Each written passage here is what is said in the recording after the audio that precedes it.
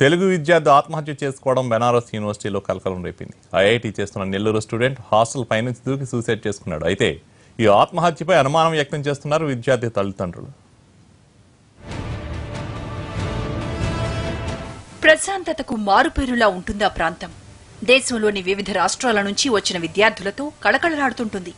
అలాంటి బెనారస్ యూనివర్సిటీలో ఒక్కసారిగా కలకలం రేగింది.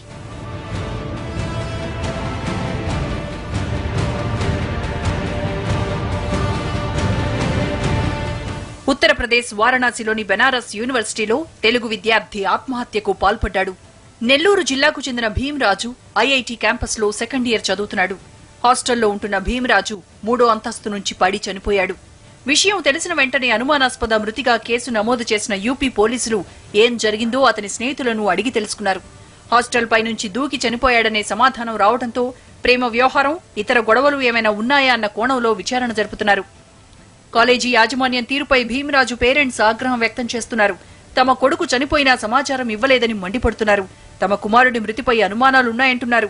ఐఐటి మేనేజ్మెంట్ ఎవరు మాకు ఇంతవరకు ఇంటిమేషన్ ఇలా మాకైతే అనుమానంగా ఉంది. నా బిడ్డని ఎవరు చంపేసి చేస్తున్నారు అనేది ఇంతవరకు కూడా మాకు ఎలాంటి సమాచారం మా నుంచి రాలేదు.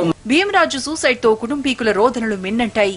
అటు యూనివర్సిటీ పరిధిలోని ఐఐటిలోనూ విషాద ఛాయలు అలుముకున్నాయి.